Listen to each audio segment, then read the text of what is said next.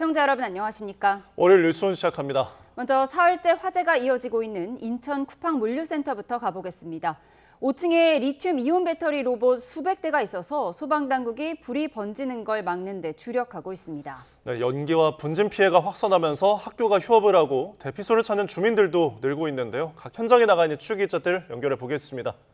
네, 먼저 화재 현장으로 가봅니다. 정영수 기자, 불이 번진 곳 인접층에 리튬 배터리로 작동되는 로봇들이 있다고요?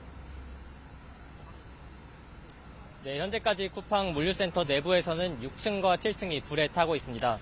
그런데 이와 가까운 물류센터 5층에 리튬 이온 배터리로 작동되는 로봇 수백 대가 있는 것으로 파악됐습니다. 이 배터리를 모두 합하면 전기차에 들어가는 대형 리튬 이온 배터리 20개 분량이 되는 것으로 파악됐습니다. 리튬 이온 배터리는 전기차나 로봇, 스마트폰 등에 광범위하게 사용되는데 한번 불이 붙으면 진압이 쉽지가 않습니다. 이에 따라 소방당국은 대원들을 5층에 투입해서 상층부 등으로 물을 뿌리면서 화재가 더 번지는 것을 저지하고 있습니다. 또 아래층으로 불이 번지면 건물 전체로 불이 확산할 수도 있다고 보고 열화상 드론을 투입해 건물 내부 상황을 확인하고 있습니다. 네, 지금 불이 사흘째 계속되고 있잖아요. 건물이 붕괴될 우려는 없습니까? 네, 우선 소방당국은 앞서 어젯밤 11시에 큰 불길을 잡을 수 있을 것으로 내다봤지만 화재 사흘째인 오늘도 아직 큰 불길이 잡히지 않았습니다. 건물 바깥으로도 시뻘건 불길이 보이던 오전과 비교하면 연기가 많이 줄어든 모습이지만 아직 내부 상황은 뚜렷하게 알 수 없습니다. 어제 열화상 카메라로 촬영된 영상을 보면 온도가 200도에서 300도까지 높아진 모습도 보이는데 워낙 내부 온도가 높다 보니 소방당국에서도 붕괴 가능성에 촉각을 곤두세우고 있습니다. 전문가들이 소방 드론을 이용해 건물 내부를 확인한 결과 화재 재료가 대부분 소진돼 붕괴 위험은 크지 않은 것으로 파악됐습니다. 다만 소방당국은 만일에 대비해 주요 지점 3곳에 붕괴 경보기를 설치하고 진압을 이어가고 있습니다. 네, 인근 주민들 대피 상황은 어떻습니까? 네, 어젯밤 11시부터 인천 서해구는 화재 현장 반경 116m 안에 있는 주민들에게 대피 명령을 내렸습니다. 건물이 무너질 경우 파편이 떨어질 수 있는 반경이 건물 주변 116m라고 판단했기 때문입니다. 이때 대피령엔 쿠팡 남측에 있는 상가와 공장, 사무실이 포함됐고 주택 밀집 지역은 제외됐습니다. 하지만 주민들이 분진과 연기로 피해를 호소하면서 현재는 임시 대피소도 마련된 상태입니다. 주민들이 화재 현장 근처로 들어오지 못하면서 물류센터 근처에는 대부분 가게 영업이 멈췄고 도로에는 소방 차량만 빼곡히 놓여 있습니다. 이번엔 화재 인근 학교로 가보겠습니다. 이수빈 기자, 학교가 언제 휴업을 결정한 겁니까? 네, 학교는 어제 학부모들에게 긴급 안내문을 발송하고 오늘 하루 휴업을 결정했다고 밝혔습니다. 보시는 것처럼 학교 건물 뒤편에는 화재가 난 쿠팡 물류센터가 자리 잡고 있습니다. 화재로 검게 그을린 외벽과 철제 뼈대가 남아있는데 그 사이로 희뿌연 연기가 새어나오는 모습도 보입니다. 학교 측은 대형 화재로 연기와 유해가스가 학교 안으로 유입될 우려가 있다고 판단해 휴업을 결정하게 됐다고 밝혔습니다. 실제로 학교를 둘러본 한 학부모는 아이들 책상과 사물함 위에 분진이 두껍게 내려앉아 있었다고 전하기도 했습니다. 구청도 어제 화재 현장 인근 어린이집 31곳에 휴원을 권고했고 이에 따라 12곳의 어린이집이 하루 동안 운영을 중단한 것으로 확인됐습니다. 학교 안 병설 유치원은 방과후 수업을 중단했고 인근 일부 유치원도 야외 활동 대신 실내 수업 위주로 일정을 조정했습니다. 구청은 다만 맞벌이 가정 등 돌봄이 어려운 가정을 위한 긴급 돌봄은 지원하고 있다고 밝혔습니다. 네, 주민들을 위한 대피소는 어디에 마련됐습니까? 네, 인천 서해구청은 관내에 있는 인천 신현초등학교와 신현복초등학교, 신현여자중학교 3곳에 긴급 대피소를 마련했습니다. 어제부터 대피 인원이 급격하게 늘어나 앞선 대피소 2곳에 남은 텐트가 없어 임시 대피소를 1곳 추가했습니다. 주민들은 문을 닫아놔도 집 안으로 연기와 분진이 들어와 잠을 자는 것은 물론 일상생활에도 어려움을 겪었다고 말했습니다. 문을 열었더니 이게 분진 때문에 분진이 또 들어오고 그리고 또 닫아서 에어컨을 틀면 에어컨에서도 냄새가 막 나고 구청은 이곳을 찾은 주민들에게 응급 구호 세트와 비상식량 세트, 담요 등 물품을 지원하고 있습니다. 또 갑작스러운 화재로 심리적 불안을 겪고 있는 주민들을 위한 상담도 진행되고 있는데 지금까지 30여 명이 지원을 받은 것으로 확인됐습니다. 네, 지금까지 정영수, 이수빈 기자 연결해서 인천 쿠팡 물류센터 화재 상황 자세히 알아봤습니다. 고생하셨습니다. 네, 이어서 YTN에 도착한 이번 화재 관련 제보 영상 한 가지 보여드리겠습니다. 인천 쿠팡 물류센터 화재 현장 인근에 있는 한 가게 주차장인데요. 보시는 것처럼 소방관들이 바닥에 앉아서 도시락으로 끼니를 때우고 있습니다. 식사를 마치고는 다시 방화복을 입고 현장에 투입될 준비를 하게 되는데요. 이 습하고 더운 날씨인데 제보자는 소방관들이 밥을 먹거나 쉴 곳이 마땅치 않아서 가게 주차장이라도 이용할 수 있게 한 상태라며 현장 소방관들의 노고가 크다고 전했습니다.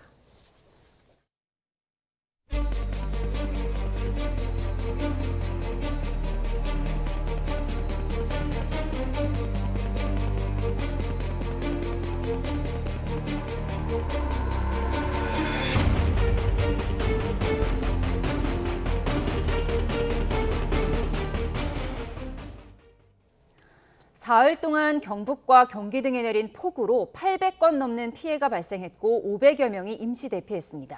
네, 정부는 피해 지역에 재난안전특별교부세를 추가 지원하기로 했습니다. 취재기자 연결해서 자세히 알아보겠습니다. 양희력 기자, 우선 폭우 후의 피해 상황부터 정리해 주시죠. 오늘 새벽 6시 중앙재난안전대책본부가 집계한 피해 현황입니다. 지난 17일부터 오늘까지 사흘 동안 주택과 도로 256곳이 침수됐고 572곳에서 토사와 낙석 피해가 발생한 등 비 피해가 828건에 달했습니다. 홍수 우려에 주민들도 대피에 나섰습니다. 경북과 경기, 충남 등 6개 시도에서 374가구, 557명이 임시 대피했고 이 가운데 119명이 아직 집으로 돌아가지 못했습니다. 경북 의성과 안동 등 8개 지역에선 300여 가구의 전기 공급이 한때 끊겼고 두 곳은 통신이 잠시 끊기기도 했습니다. 도로 통제도 아직 이어지고 있는데요. 경북 봉화군 국도 88호선 서백에서 영월 구간에 토사가 흘러내리고 나무가 부러져 교통이 통제되고 있고요. 강원도 영월군 국도 31호선 녹전 교차로에서 어평제 구간 역시 낙석 제거 작업으로 차량 통행이 어렵습니다. 팔공산과 태백산 등 5개 국립공원 61개 구간 역시 등산객 통행이 제한되고 있습니다. 호우특보는 대부분 해제되고 충남 홍성 서부에만 남아있는 가운데 중대본의 대응체제는 당분간 유지됩니다. 네, 이렇게 피해가 잇따르면서 정부가 해당 지역에 재난안전특별교부세를 추가 지원하기로 했죠. 그렇습니다. 행정안전부는 집중호우로 피해가 큰 경기와 강원, 경북 등 3개 지역에 재난안전특별교부세를 지원한다고 밝혔습니다.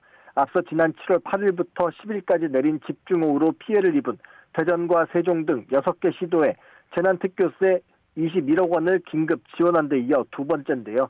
추가 지원 규모는 16억 원에 달합니다. 이번 지원은 피해 지역의 신속한 응급 복구와 함께 산사태 등 2차 피해 방지를 위한 선제적 조치로 결정됐습니다. 지원금은 피해시설 응급 복구와 이재민 구호, 토사나 낙석 제거와 위험시설 긴급안전 조치 등 피해 수습에 쓰이게 됩니다. 특히 대구와 경북 지역에는 이 같은 지원 외에도 폭염에 대응하기 위한 재난 구호 지원 사업비 1억 2천만 원도 지급합니다.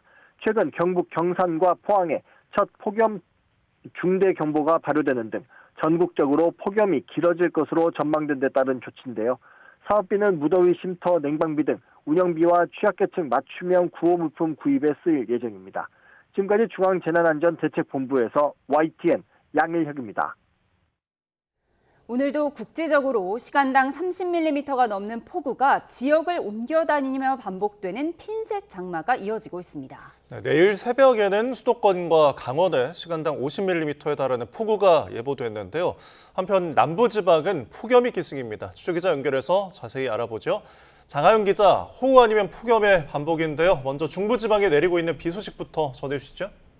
네, 중부지방에 장맛비가 이어지고 있습니다. 이번 장마, 비구름대가 매우 좁은 지역에 폭우를 퍼붓고 다른 지역으로 옮겨가는 특징을 보이고 있는데요. 오늘 아침 8시 반쯤 충남 부여의 시간당 강수량 53.7mm를 기록했고 경기 수원도 오후 1시 반쯤 시간당 34mm의 폭우가 쏟아졌습니다. 현재는 오후 2시 10분 호우주의보가 내려진 경북 봉화 쪽에 비가 내리고 있습니다. 정체 전선상에서 발달한 비구름이 서해상에서 충남 서해안으로 유입되고 있습니다. 낮 동안 중서부에는 시간당 30mm 안팎의 다소 강한 비가 집중될 가능성이 있습니다. 오늘과 내일 내릴 걸로 예상되는 비의 양입니다. 비구름은 내일 새벽부터 더욱 강해지는데요. 내일 하루 많게는 120mm 이상의 비가 쏟아지겠습니다. 특히 내일 새벽부터 오전 사이에는 수도권과 강원 지역에 시간당 50mm의 극한 호우가 쏟아질 가능성도 있습니다. 이미 비가 많이 내린 상황이라 산사태가 걱정입니다. 지반이 약해진 상태에서는 적은 비에도 피해가 발생하기 쉽기 때문인데요. 산 인근 지역은 물론 하천 주변에서는 언제든 산사태나 침수, 범람 등 피해가 날 수 있기 때문에 주의를 기울여야 합니다. 이 비가 내리지 않는 남부지방은 무척 덥습니다. 제주와 대구, 전남 광양, 부산 일부 지역에 현재 폭염경보가 발령된 상태입니다. 제주 낮 기온 35.9도, 대구는 34.4도까지 올라갔습니다. 습도가 높아서 체감온도 높은 지역 많습니다. 특히 작업장이나 논밭, 도로 같은 곳은 기상장비가 설치된 곳보다 실제 체감온도가 더 높을 수 있습니다. 야외에서 작업하는 분들은 체감온도 33도 이상일 때 2시간 넘게 휴식 없이 일하는 일 없도록 해야겠습니다. 지금까지 과학기상부에서 YTN 장하영입니다. 유재성 경찰청장 직무대행이 장윤기 사건 부실 수사를 인정하고 재차 사죄하며 내부비리 수사대를 출범해 수사 절차 전반을 쇄신하겠다고 밝혔습니다. 국가수사본부 특별수사단은 오늘 수사 과정의 편의 제공 여부를 파악하기 위해 광주교도소에서 장윤기를 접견 조사합니다. 취재기자 연결해서 자세한 이야기 들어보겠습니다. 나현호 기자, 경찰청 직무대행이 또다시 사과에 나섰다고요? 네, 그렇습니다. 우선 유재성 직무대행은 장윤기 사건이 변명의 여지 없는 명백한 부실 수사이자 초동 수사의 실패라고 밝혔습니다. 특히 수사를 맡은 강력팀장이 증거인멸 혐의로 구속된 데 대해 뼈를 깎는 심정으로 사죄한다고 말했습니다. 경찰청은 장윤기 사건을 계기로 내부비리 수사대 출범을 준비하고 있는데요. 내부비리 수사대장 직급을 총경급으로 하고 전권과 독립성을 부여하겠다고 했습니다.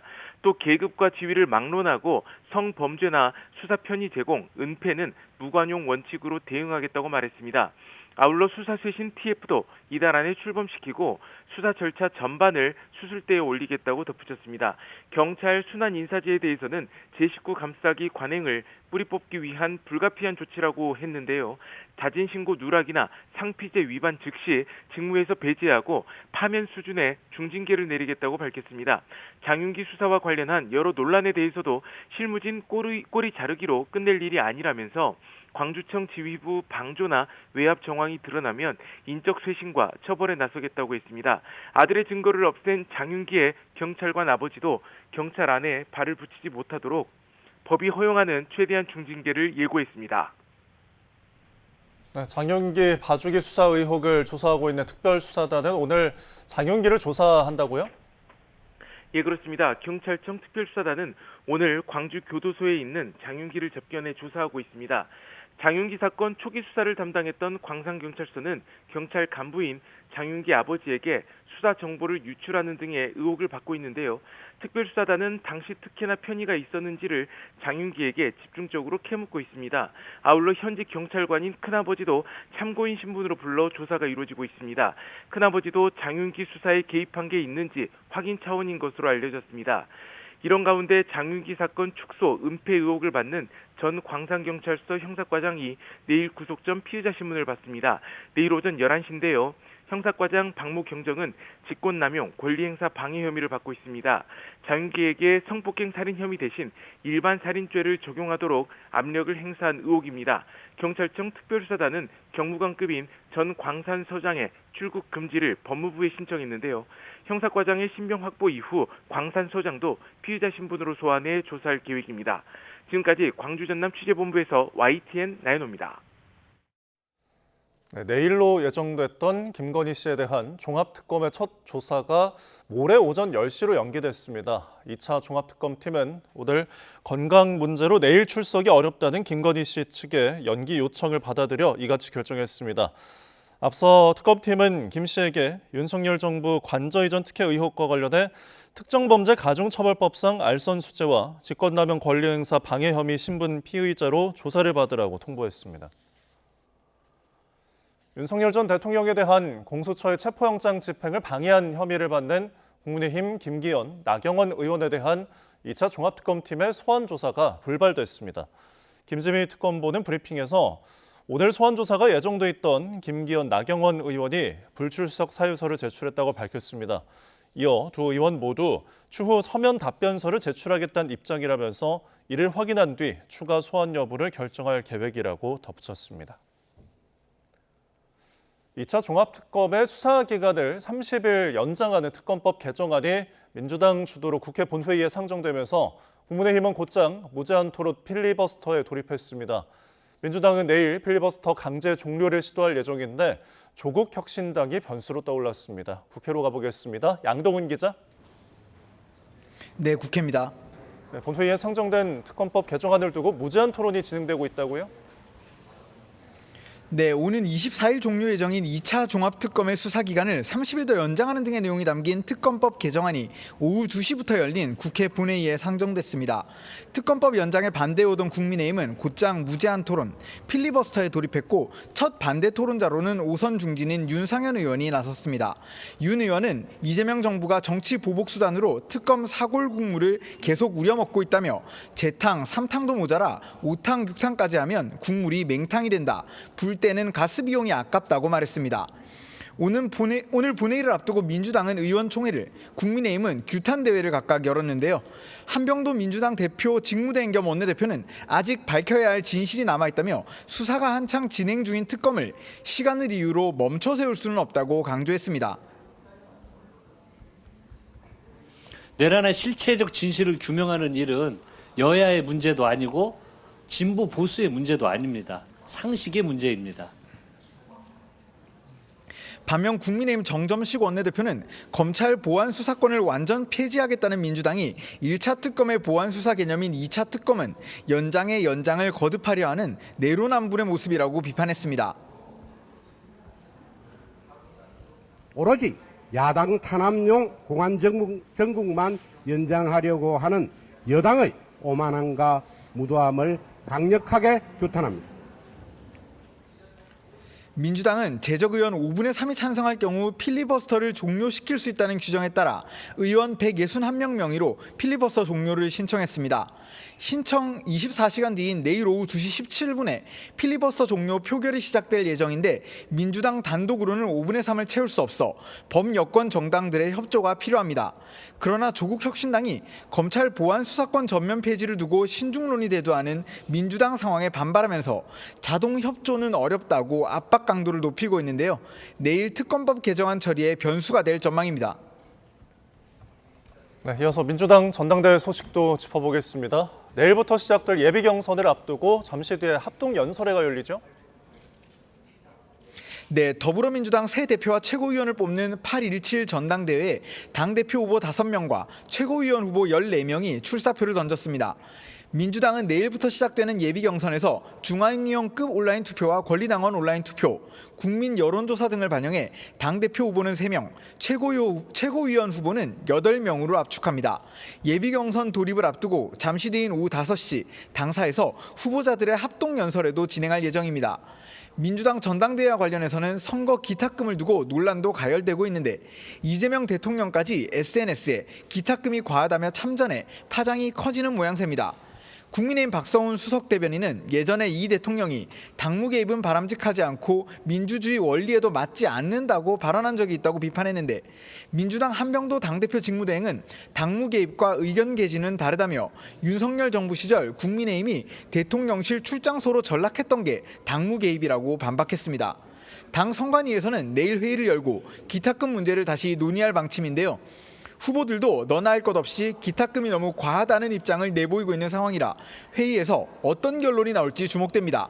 지금까지 국회에서 YTN 양동훈입니다.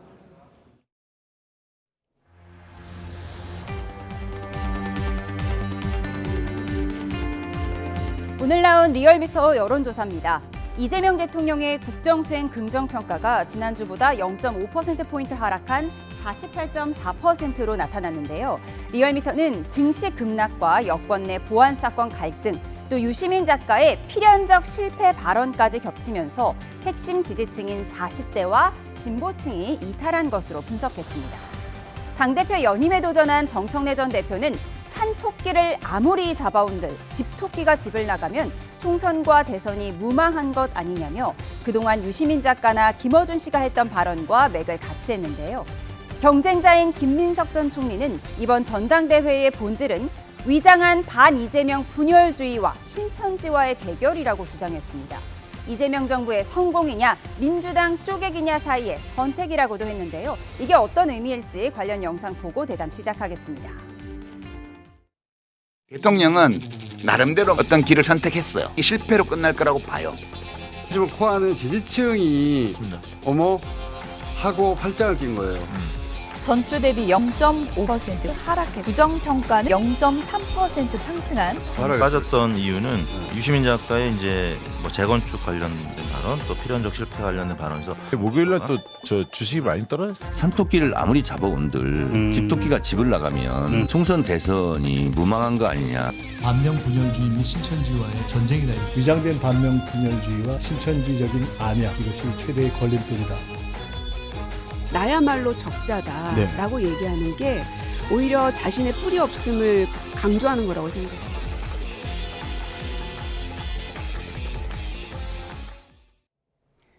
네, 오늘의 정치훈 전용기 민주당 원내소통수석부대표, 유영원 국민의힘 원내부대표와 함께합니다. 어서 오십시오. 안녕하세요. 네, 대통령 지지율 아주 소폭 하락하긴 했는데 어쨌든 정체 국면인 건 맞는 것 같습니다. 집토끼가 집 나간 거 맞습니까? 집토끼가 나간 걸로도 볼 수 있을 것 같습니다. 기본적으로 진보 지지층에서 대통령에 대한 지지를 이렇게 적극적으로 행사하지 않았던 부분에서 집토끼가 나갔다고 할 수 있고요. 여기에서 유시민 전 장관의 이 발언들이 영향이 없었다라고 보기도 어려울 것 같습니다. 대통령은 통합을 이야기하고 있고 보수 지지층도 진보 지지층도 함께 가야 대한민국이 발전한다라고 하는 모토 하나 그대로인데 왜 민주당 내부에서 이렇게 집토끼, 산토끼를 분리하는지 저는 잘 모르겠습니다. 대통령이 통합을 강조하고 함께 가야 된다라고 이야기하시는 것은 전 국민적인 어떠한 그 소망 아니겠습니까? 그런데 그 부분을 이야기하면서 우리가 내부에서 경쟁만을 하고 있으니 국민들 입장에서는 화가 안 날 수가 없는 상황이라고 보고요. 그로 인해서 이렇게 지지율이 떨어지는 것도 저는 연관성이 있다고 생각을 합니다. 예, 정청래 전 대표 그동안 2대1, 3대1로 두들겨 맞으면 많이 아프다, 살살 좀 하시라, 좀 동정에 호소하는 것 같았는데 오늘 보면 좀 내 분석이 맞았지? 자신감을 좀 얻은 것 같기도 하고요. 근데 지금 보면 이제 집토끼, 산토끼 말씀도 하시고 유시민 작가 필연적 실패 말씀하시는데 저는 사실 이제 동의하기 힘든 부분이 있습니다. 뭐냐하면 과거에 이제 노무현 전 대통령 그 사례를 말씀을 안 드릴 수가 없는데 그 당시에 아시다시피 노 전 대통령께서 한미 FTA라든지 이라크 파병이라든지 제주 해군기지, 평택 미군기지 이른바 진보 좌파에서 그다지 지지하지 않는 보수 우파가 선호하는 이러한 어젠다를 추진해서 이제 관철을 시키셨어요. 그래서 그 당시에 이제 이른바 집토끼들로부터 지지가 좀 떨어지면서 떨어져 나가면서 지지율이 떨어지신 측면이 있는데, 근데 지금 그 노 전 대통령이 어떤 평가를 받고 있습니까? 보수 우파 진영으로부터도 큰 정치를 한 분이다. 이런 이제 긍정적인 평가를 받고 있는 부분이 있지 않습니까? 그래서 집토끼, 산토끼 부분, 그다음 필연적 실패 부분은 정말 강성 지지층을 기준으로 한 그 근시안적인 평가가 아닌가 이제 그런 생각이 듭니다. 예. 대통령이 필패의 길로 가고 있다. 유시민 작가가 이 얘기를 했는데 이 부분이 뭐 집토끼가 집 나간 거 아니다 이런 분석을 주셨습니다. 그런데 친문 윤건영 의원이 유시민 작가의 이 발언이 예방주사로 봐야 한다 이렇게 얘기했거든요. 이건 어떤 의미일까요? 실제로 집토끼가 나가는 것 그리고 이재명 정부가 들어야 될 쓴소리다라는 뒷받침의 근거로 이렇게 예방주사라는 말씀을 주셨는데요. 저는 집권 2년 차에 이제 통합의 길로 가야 될 아주 중차대한 대목이라고 봅니다. 그래서 예방주사를 지금 맞더라도 이러한 방식으로 맞아서는 안 된다라는 생각이 기본적으로 있거든요.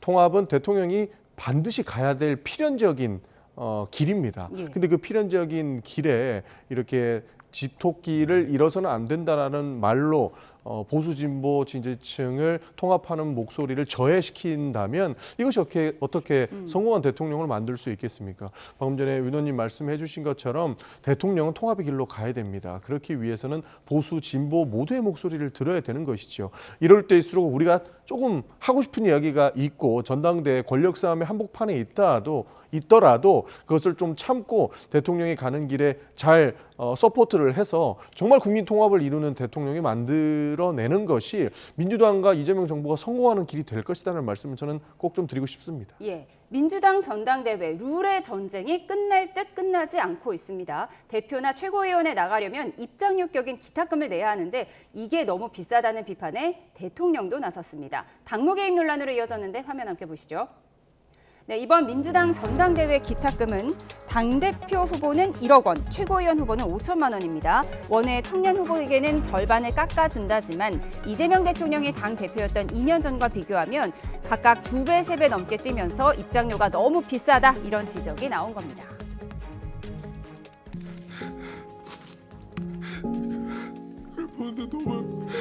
너무 힘들더라고요. 이 민주 진영 안에 있는 유튜버들이 저를 엄청나게 공격하는 거예요. 정치자금법 위반했다고. 실제로 더불어민주당이 돈이 많이 있습니다. 한 500억 정도 있는 것을 제가 기억하는데 그리고 저는 더 줄였으면 좋겠어요. 돈이 많이 들어와 있으니까. 근데 우리 후보님은 뭐 후원금 엄청 들어왔다고. 그러니까 그게 저는 당원들이 분노라고 할까? 분노의 표현. 3억 8천이 들어온 거예요. 네, 하루가 초과된 거잖아요.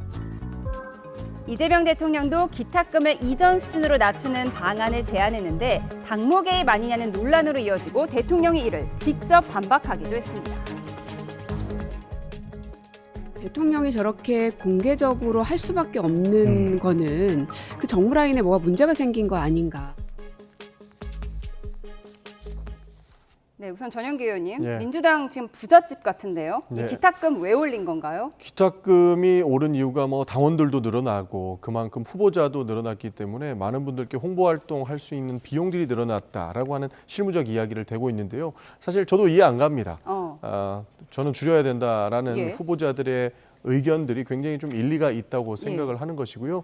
이미 여러 가지 선거를 통해서 국민의힘이든 민주당이든 그러니까 저 여야 거대 정당들은 이렇게 기탁금을 많이 받을 이유가 없을 만큼 성장해왔기 때문에 조정을 해야 된다 의견들이 나오고 있거든요. 비단 민주당만 그런 게 아니라 국민의힘 내부에서도 기탁금이 너무 굉장히 좀 과도한 거 아니냐는 지적이 지속적으로 나왔던 만큼 이번에야말로 확실히 이것을 좀 바로잡고 갔으면 좋겠다는 생각도 있습니다. 예, 지금 기탁금 문턱이 너무 높다. 이렇게 눈물을 흘린 정민철 후보. 네. 이분이 친명계 청년 정치인으로 알려지고 있어서 네. 아무래도 국민의힘에서는 지금 대통령이 기탁금 낮춰라 이 얘기까지 하는 건 당무 개입이다 이런 비판을 하고 있는 거죠. 네, 근데 기본적으로 그 과거에 윤석열 정부 시절에 대통령의 어떤 언급에 대해서 당 관련해서 굉장히 조심하셨지만 어떤 언급을 하면 당무 개입한다고 사실은 비판하신 게 바로 민주당 아닙니까? 그런 점에서 저희 쪽에서 이제 문제 제기를 하는 것이고 그럼에도 불구하고 저는 대통령께서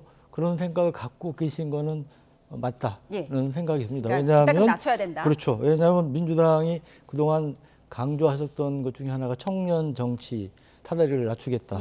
뭐 그런 가 포함되어 있었던 걸로 아는데 사실 자기 모순적인 행태를 보이신 면이 있는 것 같고 실제로 민주당의 원외 청년 후보들께서 일반 국밥집 국밥값도 1,000원 올릴 때도 설명을 하는데 이건 몇 천만 원 올리면서 이렇게 갑자기 설명도 없이 이런 식으로 하면 어떻게란 말이냐고 하소연도 하시는 모습에서 이제 공감을 좀 하고요.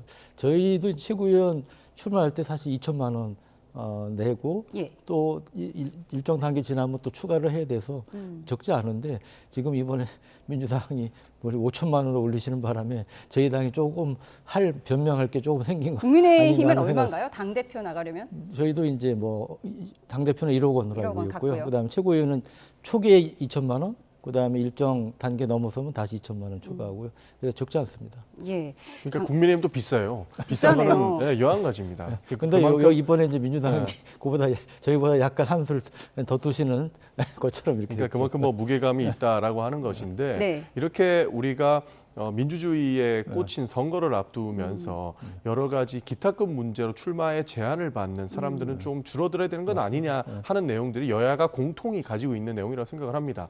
사실 정민철 씨 뭐 친명이라고 얘기하지만 이재명 정부를 성공하고자 하는 민주당원 전체가 친명이 아니겠습니까? 그런데 정민철 씨 같은 경우에는 실제로 20대 중후반의 청년이에요.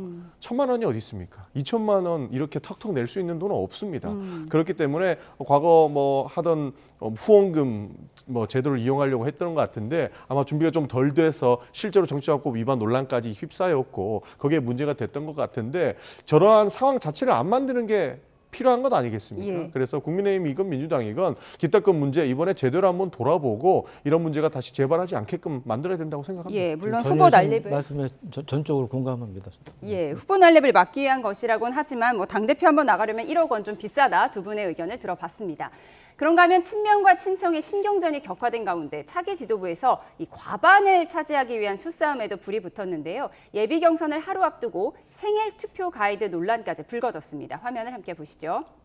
네, 딴지일보 게시판 등에 친정청래계 후보들의 당선을 위한 투표 전략이 이렇게 올라왔습니다. 이렇게 조직적으로 한다는 것은 네. 아마 우리 권리당원뿐만 아니라 일반 국민들이 보시기에도 좀 눈살이 찌푸러지는 어떤 마케팅이 아닌가 싶어요. 노골적인 파당 정치 행위를 멈춰야 합니다. 당원 주권 훼손 행위입니다. 친소관계에 따른 심정적 지지야 언제나 있어 왔지만 이처럼 드러내놓고 조직적으로 실행한 적은 단 한 번도 없습니다. 이번만 있는 일이 아니고 늘 있어 왔고요. 전당대회 때 당원들이 자발적으로 알아서 본인들이 이제 전략을 짜는 거죠. 그런 부분까지 탓할 수는 없다. 네, 물론 당대표는 한 명 뽑는 거지만 최고위원은 여러 명 뽑는 거기 때문에 표를 분산시켜서 친정청래계 후보들을 최고위원에 많이 당선시키자 이게 딴지일보 게시판 등에 올라온 모양이에요. 네, 제가 하여튼 뭐 타당 얘기 자꾸 말씀드리는 게 좀 조심스럽긴 한데 이 옛말에 이제 군주 민수란 말이 있습니다. 이게 뭐냐면 그 물은 배를 띄울 수도 있지만 뒤집을 수 있다. 그러니까 여기서 물은 이제 민심을 얘기하는 거고 주는 정권을 얘기하는 거죠. 그러니까 이 뭐 여야 다 마찬가지 해당되는 말씀일 텐데 결국 민심을 따르지 않고 강성 지지층 그다음에 자기 중심의 어떤 특정 정치 세력을 에만 의존하고 활용하려는 정치를 하게 된다면 결국은 그 오래 갈 수가 없다. 민심에 의해서 좀 뒤집어질 수밖에 없다고 생각을 하고 이것은 뭐 마찬가지 지금 여당 전당대회에도 해당되는 말이라고 생각을 합니다. 예. 네, 저 있던 일입니다. 아, 있던 일인가요? 없던 일이 아니에요. 왜냐하면 기본적으로 전당대회는 선거고 선거는 굉장히 많은 전략들이 나오지 않습니까? 전략의 일환으로서 당대표 후보와 최고위원 후보가 런닝메이트로 뛴다라고 하는 이야기는 우리가 늘 들어왔던 것 같습니다. 그러나 이번에 같은 경우에는 왜 이렇게 이 부분이 이슈가 됐냐라고 하면 실제로 뭐 친석계 그리고 뭐 친청계라고 이야기 듣는 분들 중에 대거가 출마를 했기 때문입니다. 예. 그러니까 후보자가 굉장히 많이 최고위원 출마를 했어요. 14명이나 나와가지고. 그렇습니다. 그렇기 때문에 그 당의 전략이 분산될 수밖에 없는 것이고 그 분산 전략 중에 하나로 결국 당원들이 만든 것처럼 생일로 끊어서라도 본인들의 지지 의사를 밝히자라고 하는 내용이거든요. 그렇기 때문에 이 부분은 이상하다고 보기에는 조금 과도한 추측이라고 저는 생각합니다. 예, 지지자가 할 수 있는 일이다 이런 분석을 주셨습니다. 한편 보안 사건 관련해서 이건태 한동훈의 맞짱 토론이 무산됐습니다. 한동훈 의원은 이건태 의원이 도망쳤다며 예정대로 링 위에서 기다릴 테니 민주당 누구든 올라와서 토론하자고 했습니다. 들어보시죠.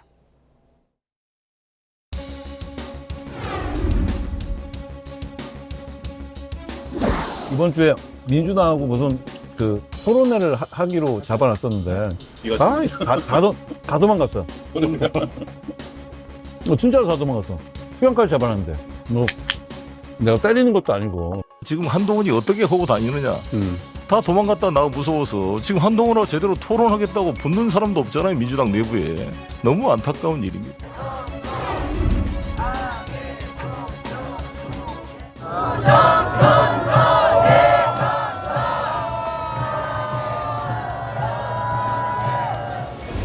대표가 당에 설 자리가 없으니까 장외로 도는 겁니다. 저는 두려움이 그분의 뇌를 지배하고 있다고 봅니다.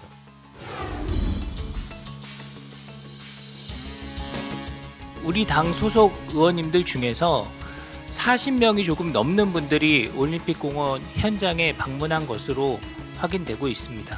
단언컨대 이 아름다운 시민운동에 동참하지 않는다면 훗날 참정권을 지키기 위해 거리로 나온 시민들의 여망을 외면한 정치인으로 평가되고 기록될 것입니다. 네, 친한동훈계인 신지호 전 의원은 싸우지 않고 적을 굴복시키는 게 최상의 승리다 이렇게 얘기를 했습니다. 한동훈 의원이 내가 때리는 것도 아닌데 왜 도망가냐. 민주당 누구든 링 위에 올라와서 토론해보자 이렇게 얘기를 하고 있습니다. 그러니까 지금 뭐 전 의원님 계시지만 전 의원님께 드리는 말씀은 아니고요. 하여튼 민주당 의원님들이 한동훈 의원님을 키워주기로 작정하신 거 아닌가. 한동훈 띄워주려고 작정했다. 예, 그런 거 아닌가 하는 느낌이 들 정도의 상황이 지금 벌어지고 있는데 하여튼 뭐 이건태 의원님도 무슨 사정 뭐 당원들 의견을 반영해서 그렇다는 말씀 등을 하시고 그랬지만 사정이 있으시겠으나 모양새는 어찌됐든 누가 봐도 아름답지 못한 모습 아니겠습니까? 이제 그런 점에서 좀 아까 송영길 전 대표께서도 말씀하셨지만 안타까운 상황이 벌어지고 있는 것 같습니다. 저희는 뭐 반대로 생각을 합니다. 굳이 한동훈을 띄워줄 필요 없다라고 하는 내부의 기류들도 있어요. 왜냐하면 한동훈 의원이 가장 원하는 게 무엇이겠습니까? 지금 당장 뭐 민주당하고 싸우는 것이겠습니까? 저희는 단언컨대 국민의힘에게 복당하고 싶다라고 하는 내용일 겁니다. 그러니까 국민의힘하고 토론하면 당대당끼리 충분히 토론할 수 있는 내용들도 많고 국민의힘도 보안수사권 반대하고 있기 때문에 저희는 토론에 응할 이유가 있는데 본인의 거취 문제를 풀어내기 위해서 민주당한테 시비를 걸고 민주당하고 토론하고자 하는 그 야욕을 우리가 뭐하러 응해주냐라고 하는 이야기를 이건태 의원이 많이 들으셨던 것 같습니다. 그렇기 때문에 한동훈 의원은 무소속 의원으로서 목소리를 내시면 되고 카운터 파트너인 국민의힘하고는 언제든지 토론할 수 있다라고 하는 내용들이 담겨 있기 때문에 굳이 뭐 도망갔다라고 말씀하시기는 어렵고요. 이미 의원이 되셨습니다. 그러니까 국회에서 충분히 토론하실 수 있다라는 말씀 드리겠습니다. 예, 한동훈 의원은 김어준 씨 방송에도 불러줘라. 내가 토론 잘할 수 있다라고 하는데 전용기 의원님 토론 잘하시니까 혹시 같이 링에 올라가실 생각 없으신지요? 뭐 저랑은 안 할 겁니다. 아마 또 한동훈 의원께서 급이 안 맞다고 생각하실 거예요. 왜냐하면 당 대표도 하셨고 뭐 그러다 보니까 하지 않을 텐데 뭐 저라도 필요하시다면 저는 할 생각이 있습니다. 예. 저는 전 의원님이 훨씬 더 앞서 문제가 얘기하셨던 분보다 훨씬 더 높은 급이 아니신가 싶은데. 예, 전용기 의원님께서 하실 마음이 있으시다고 하니까 다음에 YTN에서 한번 토론을 해보는 것도 좋을 것 같습니다.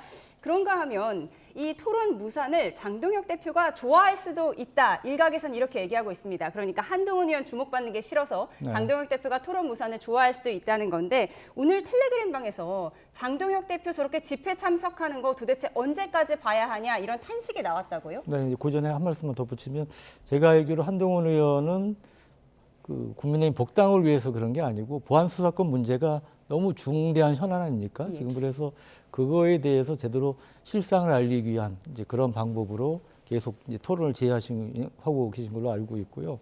그 텔레방 그게 그 일부 의원님 뭐 다선 의원님께서 올리신 거는 이제 오늘은 아니고 이제 며칠 전으로 알고 있습니다. 보니까 한기호 의원님께서 언제까지 이런 모습을 봐야 합니까? 이렇게 물었다고 하더라고요. 네, 그래서 이제 그 부분에 대해서 다른 의원님이 우리는 일종의 쌍끌이를 하고 있다.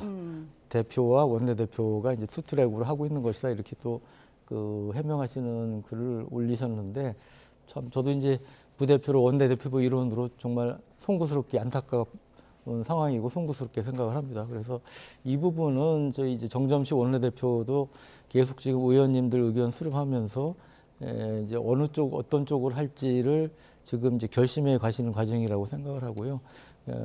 합리적인 판단과 결정이 내려지지 않을까 이렇게 기대를 하고 있습니다. 예, 장동혁 대표 측근인 박준태 비서실장이 오늘 이렇게 얘기했습니다. 이렇게 아름다운 시민운동, 아름다운 현장을 외면한 정치인들은 그 외면한 정치인이라고 기억될 것이다. 오늘 이렇게 얘기를 했어요. 그러니까 장동혁 대표 집회를 지지하는 발언인데 타당의 입장에서 타당 대표가 저렇게 장외 집회에 열중하고 있는 모습 차라리 잘 됐다 이렇게 보이십니까? 뭐 그렇지는 않습니다. 지금 올림픽 공원에서는 참정권 시위하는 청년들이 굉장히 본인의 그 참정권을 위해서 목소리를 내고 있죠. 그러나 저 참정권 그 시위, 그러니까 아름다운 집회를 망치고 있는 게 바로 장동혁 대표이기 때문에 저는 그 부분을 좀 깨우쳤으면 좋겠다라는 말씀을 좀 드리고 싶습니다. 왜냐하면 참정권 시위로서 본인들의 참정권을 확보하기 위해서 당연히 목소리 낼 수 있는 것이 청년이라고 생각을 합니다. 그런데 장동혁이 묻어버렸어요.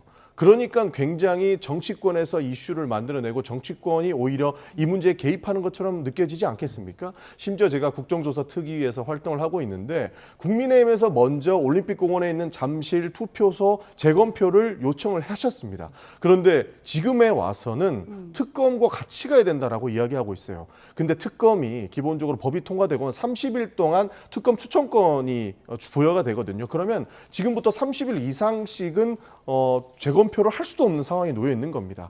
그렇기 때문에 장동혁 대표가 저렇게 올림픽 공원을 이상한 쪽으로 물들이기 시작하면서 그 참정권을 확보하기 위한 청년들의 목소리가 저는 퇴색되고 있다고 생각을 합니다. 그리고 정당의 입장에서 말씀을 드리면 김무성 대표가 말씀 잘하신 것 같아요. 당 대표가 당 내부에서 설 자리가 없기 때문에 바깥에 돌고 있다라는 이야기가 저는 딱 맞는 것 같습니다.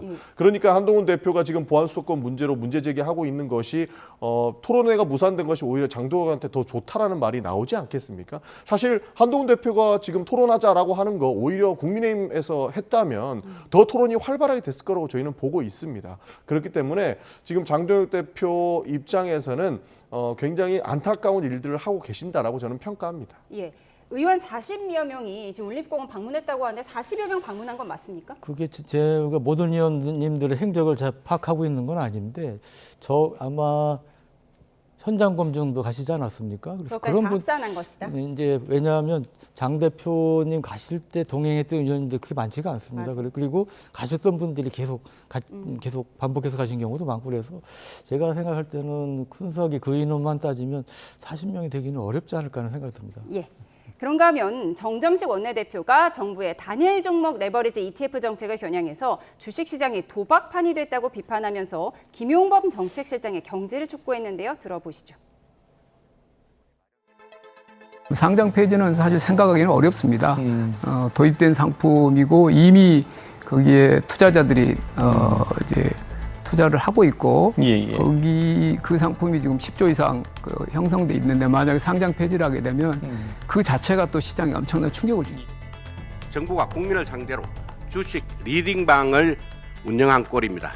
이미 주식시장은 급등과 급락 중에 베팅하는 홀짝 게임 도박판이 되었습니다. 대한민국 자본시장을 투전판으로 만들어 놓고 수많은 투자자들의 눈물을 지금 빼고 있는 김용범 정책실장 그냥 둘 겁니까? 삼전닉스 레버리지 ETF 도입 이후에 저는 가만히 있었는데 2억 원 홀랑 까먹고 말았습니다. 네, 김재원 최고위원이 삼성전자로 2억 원 수익을 거뒀다가 ETF 때문에 홀랑 까먹었다 이렇게 얘기를 했는데 뭐 시드머니가 많았으니까 2억 원 수익은 거뒀겠지만요. 이게 단일 종목 ETF 때문이다 이렇게 좀 탓을 하는 것 같아요. 여러 가지 시도들은 있어야 되지 않겠습니까? 그러나 국민의힘은 기본적으로 이렇게 코스피가 상승하고 대한민국 장이 좋아지는 것을 탐탁치 않아 한다고 저는 생각을 합니다. 윤석열 전 대통령 때 아무리 노력을 해도 기본적으로 2,600에서 머물지 않았습니까? 지금 그 2배, 3배가 되다 보니 이재명 정부의 업적을 어떻게든 깎아내려야 된다고 생각을 했던 것 같다고 저는 평가하고요. 지금 충분히 레버리지 ETF 문제는 있다고 봅니다. 그러나 제도가 정착하는데 바로 잡아가야 할 부분들이 있고 이것을 처음부터 평가절하할 필요는 없다고 봅니다. 문제가 있는 부분은 바로 잡아야 된다라고 하는 비판이면 언제든지 수용 가능하다고 생각합니다. 예, 사실 처음부터 이 단일 종목이라는 것과 ETF 펀드의 개념이 같이 접목시킬 수 없다 뭐 이런 비판은 있었는데 어쨌든 상황은 벌어졌고요. 그럼 국민의힘에서는 지금 김용범 정책실장 경질해야 된다라고 말하는데 그 외에 무슨 대안을 생각하신 게 있으신가요? 지금 당 정책 파트에서 구체적으로 어떤 방안을 생각하는지는 저도 이제 아직 파악을 못한 상태인데 그럼에도 불구하고 아까 주식이 오르는 것 자체에 대해서 저희가 마치 셈을 내는 것처럼 그렇게 말씀하셨지만 저희도 그 부분은 환영을 합니다. 다만 아시다시피 주가지수는 엄청나게 높지만 실제로 수혜 혜택을 본 국민들은 많지 않은 게 지금 안타까운 현실 아니겠습니까? 이제 그런 점에서 저희가 계속 문제 제기를 하는 것이고요. 그리고 김영범 전 실장이 어제 공중파 방송에 나오셔서 말씀하셨는데 뭐 부동산에 대해서는 송구하다 말씀하셨지만 주식 부분에 대해서는 굉장히 어떻게 보면 책임을 조금 회피하는 듯한 말씀도 하셔서 그런 부분에 대해서 이제 문제를 제기를 하고 있는 것입니다. 예, 말씀하신 부동산 정책 토론회도 곧 있으니까요. 이 경제 정책은 앞으로 지켜보도록 하겠습니다. 지금까지 전용기 민주당 원내소통수석 부대표, 유영원 국민의힘 원내부대표와 함께했습니다. 고맙습니다.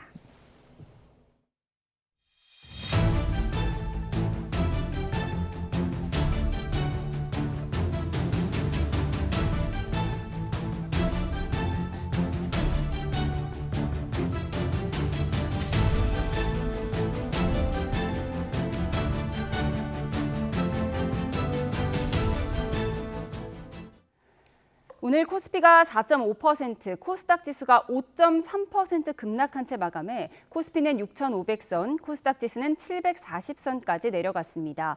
두 시장 모두에서 지난주 목요일 이후 2거래일 연속 동반 매도 사이드카가 발동될 정도로 하락세가 거셌는데요. 취재기자와 함께 금융시장 상황 좀 더 짚어보겠습니다. 유한홍 기자, 우리 증시의 충격파가 큰 것 같은데요. 오늘 코스피부터 정리해 주시죠. 네, 코스피가 2.6% 내린 6,644로 출발했는데 장 초반 낙폭이 4%까지 확대됐다가 1%대로 좁혀진 뒤 다시 4%대로 벌어져 4.46% 내린 6,516.27로 마감했습니다. 지난주 목요일 6,800선으로 내려왔는데 오늘은 6,500선까지 밀려났습니다. 하락폭이 깊어지면서 11시 20분쯤 올해 20번째 매도 사이드카가 발동됐습니다. 삼성전자와 SK하이닉스, 반도체 투톱은 장 초반 4% 넘게 급락하다 저가 매수세 유입으로 잠시 상승했지만 얼마 못 가 다시 급락했습니다. 삼성전자와 SK하이닉스 모두 4%대 낙폭을 기록했습니다. 시가총액 상위 종목 중에선 정유와 해운 일부 종목만 상승했고 나머진 대부분 약세였습니다. 사흘 연휴 동안 뉴욕 증시 3대 지수는 AI 투자에 대한 회의론 확산과 미국 이란 간 군사 충돌 격화로 하락했는데 우리 증시 역시 커다란 하락 압력을 받았습니다. 코스피 시장에서 외국인과 개인은 순매수를 했는데 기관이 순매도를 했습니다. 코스닥도 2.4% 내린 773으로 출발했는데 낙폭이 3%대로 커졌다가 1%대로 좁혀진 뒤 다시 5%대까지 확대돼 5.33% 내린 749.64로 마감했습니다. 10시 50분쯤엔 올해 10번째 매도 사이드카가 발동됐습니다. 이 거래일 연속 동반 매도 사이드카가 발동될 정도로 코스피와 코스닥 모두 하락세가 거세졌습니다. 코스닥 시장에선 개인이 순매수를, 기관과 외국인이 순매도를 했습니다. 원달러 환율은 오전 내내 1,480원대를 유지하다 오후 들어 하락해 1,478.4원으로 주간 거래를 마쳤습니다. SK하이닉스의 주식 예탁 증서 나스닥 상장 효과로 급락했던 환율은 중동 위기 고조와 국제유가 상승에 다시 상승 압력을 받고 있습니다. 국제유가 기준이 되는 북해산 브렌트유 가격은 다시 90달러 수준까지 상승했습니다. 지금까지 외환거래 현장에서 YTN 유환홍입니다. 법원의 회생 절차 폐지 결정으로 파산 위기에 몰렸던 홈플러스가 오늘 즉시 항고장을 제출했습니다. 메르츠 금융그룹이 2천억 원 규모의 긴급 운영자금 지원을 결정하면서 회생의 불씨는 다시 살아났지만 정상화까지는 넘어야 할 산이 많습니다. 취재기자 연결해 자세히 들어보겠습니다. 오동건 기자, 홈플러스가 즉시 항고장을 제출했죠?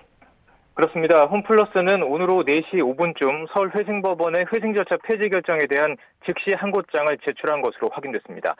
앞서 메리츠 금융그룹이 지난 16일 2천억 원 규모의 긴급 운영자금 대출을 의결하면서 즉시 항고에 나설 수 있는 최소한의 자금 요건이 마련됐고 홈플러스는 기한 마지막 날인 오늘 즉시 항고를 예고해왔습니다. 서울회생법원은 지난 3일 홈플러스가 회생 절차에 필요한 2천억 원을 확보하지 못했다면서 회생 절차 폐지를 결정했습니다. 법원이 홈플러스의 즉시 항고를 받아들이게 되면 기존 폐지 결정을 취소하고 회생 절차를 다시 진행할 수 있습니다. 이 경우 회생 절차 기한은 최종 만기일인 오는 9월 4일까지 연장될 전망입니다. 다만 법원이 즉시항고를 기각할 가능성도 남아 있는데 이 경우에는 홈플러스가 사실상 파산 절차에 들어갈 것으로 보입니다. 네, 2천억 원의 긴급 자금이 실제로 투입되면 홈플러스가 바로 정상화될 수 있는 건가요? 급한 불은 끄고 당장 매장 영업을 재개할 수는 있어서 숨통은 트이겠지만 정상화까지는 사실 넘어야 할 산이 많습니다. 홈플러스는 법원이 회생 절차 연장을 결정하면 협력업체와 협의해서 임시 휴업 중인 대형마트의 영업 재개 일정을 마련할 계획입니다. 매대에 다시 상품을 채우고 핵심 점포를 중심으로 영업을 정상화해서 흑자 전환을 추진하겠다는 구상입니다. 하지만 홈플러스가 갚아야 할 공익채권이 9,300억 원가량에 달합니다. 상당 부분이 회생 절차 개시 이후에 발생한 협력업체 납품 대금인데 긴급자금 2천억 원 가운데 많은 금액이 채권 변제에 사용되면 실제 매장 운영에 투입할 자금은 줄어들 수밖에 없습니다. 협력업체와 소비자의 신뢰를 회복하는 것도 과제입니다. 자금난으로 상품 공급이 원활하지 않았던 만큼 협력업체들이 다시 납품에 나서야 매장 영업이 정상화할 수가 있습니다. 궁극적으로 홈플러스의 사업 구조를 개선한 뒤에 새로운 인수자를 찾아 M&A를 성사시켜야 하는데 조단위 자금을 투입할 인수자를 찾을 수 있을지는 여전히 불투명한 상황입니다. 지금까지 경제부에서 YTN 오동건입니다. 네, 지난해 초대형 산불로 집을 잃은 주민들에게 이번엔 수마가 덮쳐 1년 남짓 겨우 마음을 붙이고 살아온 임시주택마저 사라졌습니다. 지자체가 나서 긴급복구에 팔을 걷어붙였지만 당장 또 비가 내린다는 예보에 한숨만 늘고 있습니다. 이윤재 기자가 보도합니다. 하천 옆으로 나 있던 도로가 뚝 끊겼습니다. 원래 어떤 모습이었는지 형체조차 알아보기 힘듭니다. 깎여나간 도로 옆 임시주택은 안팎으로 엉망이 됐습니다. 초대형 산불이 덮친 지 1년, 겨우 정부친 임시주택마저 수마에 휩쓸려 사라졌습니다. 그래가 살고 이래 유지해가지고 이제 살아나가는 중에 또 이런 날래가 또 나쁘래가지고 뭐 막막하죠. 그러니까 눈물밖에 안 나지. 하천 한가운데에서 중장비가 연신 흙을 퍼냅니다. 흙탕물이 들어차 더는 쓸 수 없는 임시주택은 화물차에 실어 보냅니다. 마을 한복판까지 들어찬 진흙도 퍼내고 대민 지원에 나선 군인들도 복구에 구슬땀을 흘립니다. 지자체는 주민들이 하루빨리 안정을 찾을 수 있는 묘안 마련에 고심하고 있습니다. 빈 주택을 많이 보유하고 있기 때문에 빠른 시간 안에 자기 대지에다가 갖다 주는 방법 준비를 다 해놨기 때문에 그와 같은 절차를 거치면 영구주택으로 한 달 이내에 쓸 수 있지 않을까. 그래서 주민과 협의해서 서로 좋은 방향으로. 문제는 또 다른 비 예보. 겨우 씻어낸 가재도구가 채 마르기도 전에 또 장맛비가 이어진다는 소식에 주민들의 불안과 불편은 커져만 가고 있습니다. YTN 이윤재입니다. 네, 중부지방을 중심으로 장맛비가 이어져 있는 가운데 오늘 밤부터는 다시 강한 비구름이 발달하겠습니다. 특히 중북부를 중심으로는 시간당 최대 50mm의 호우가 예상돼 대비가 필요한데요. 자세한 날씨 기상캐스터 연결해 알아보겠습니다. 정수현 캐스터. 네, 청계천에 나와 있습니다. 현재 서울의 비 상황은 어떻습니까? 네, 현재 서울은 약한 비가 한두 방울씩 떨어지고 있습니다. 하지만 아직은 비가 완전히 내리지 않고 있기 때문에 이곳 청계천도 1시간 정도 전부터 출입이 다시 가능해진 상태고요. 지나다니는 시민들도 종종 보입니다. 하지만 오늘 밤 중북부를 중심으로는 다시 호우가 예보된 가운데 이곳의 출입도 다시 통제가 될 가능성이 있겠습니다. 특히 계곡이나 하천에서는 물이 급격하게 불어날 수 있는 만큼 최대한 접근을 삼가시기 바랍니다. 그럼 자세한 비 상황 레이더 화면으로 먼저 살펴보도록 하겠습니다. 현재 중북부와 경북 일부를 중심으로 비가 내리는 가운데 다소 강한 비가 집중되는 경북 봉화와 영주, 의성에는 호우주의보가 내려져 있습니다. 오늘 서울을 포함한 중서부와 경북 중북부 지역에는 최고 60mm의 비가 더 이어지겠고요. 내일은 수도권과 영서, 충남 북부 서해안에 최대 100에서 120mm가 넘는 큰 비가 오겠습니다. 반면 상대적으로 비가 적게 내리거나 소강 상태를 보이는 남부지방에는 폭염특보가 이어지고 있습니다. 밤사이 열기가 충분히 식지 못하면서 대구와 광주 등 남부 곳곳에서는 최저기온이 25도를 웃돌며 열대야가 나타나겠고 한낮에도 무더위는 계속되겠습니다. 내일 서울의 낮 기온이 29도, 대구 34도, 경주 35도까지 오르겠습니다. 이번 한 주간 정체전선이 남북을 오르내리며 전국 곳곳에 영향을 주겠고 비가 소강 상태를 보이는 곳에서는 무더위가 기승을 부릴 전망입니다. 이미 많은 비가 내리면서 지반이 약해져 있는 곳들이 많습니다. 이번에도 취약 시간대에 강한 비가 집중되는 만큼 저지대 침수나 산사태 피해 발생하지 않도록 시설물 상태를 한 번 더 점검해 주시기 바랍니다. 지금까지 YTN 정수현입니다. 중부 등 극한호우로 인한 피해가 속출하고 있지만 남부는 폭염과 열대야가 기승을 부리고 있습니다. 강한 햇볕과 높은 습도의 체감 온도가 크게 치솟으며 온열 질환자 비상이 걸렸는데요. 현장에 나가 있는 취재기자 연결해 보겠습니다. 오선열 기자. 네, 광주 도심 산책로에 나와 있습니다. 네, 남부 지역은 비가 소강 상태를 보이면서 찜통더위가 계속되고 있죠. 네, 장마전선이 잠시 물러난 사이 무더위가 다시 찾아왔습니다. 오전부터 기온이 크게 올라서 한낮에는 32도까지 기록했는데요. 습도도 80%에 육박하면서 푹푹 찌는 날씨가 이어지고 있습니다. 이곳 도심하천에 산책 나온 시민들은 다리 아래에서 더위를 피하고 있는데요. 그늘진 곳에서 시원한 음료를 마시고 연신 부채질을 해보지만 더위를 막기엔 역부족입니다. 전남 광주 대부분 지역엔 폭염주의보가 내려진 상황입니다. 구름 사이로 햇볕도 내리쬐면서 자외선 지수는 높은 수준까지 치솟았습니다. 끓는 듯한 열기에 도로엔 아지랑이가 피어오르고 외출한 시민들도 양산을 꺼내 들었는데요. 남부지방을 중심으로 최고 체감온도가 33도 안팎까지 올랐습니다. 낮 동안 쌓인 열기가 밤까지 이어지면서 열대야가 나타나는 곳도 많습니다. 밤사이 최저기온이 27도를 웃돌고 있는데요. 제주 해안 지역에선 13일째 열대야가 이어졌고 전남 동부권과 나주, 완도 등에도 열대야주의보가 발효 중입니다. 연일 가마솥 더위에 올해 전남 광주에서 발생한 온열 질환자는 63명으로 집계됐습니다. 고온다습한 공기와 강한 햇빛으로 이번 폭염은 당분간 계속될 전망인데요. 한낮 더위와 열대야가 이어지는 만큼 온열 질환 등 건강관리에 각별한 유의가 필요해 보입니다. 지금까지 광주 서구에서 YTN 오세일입니다.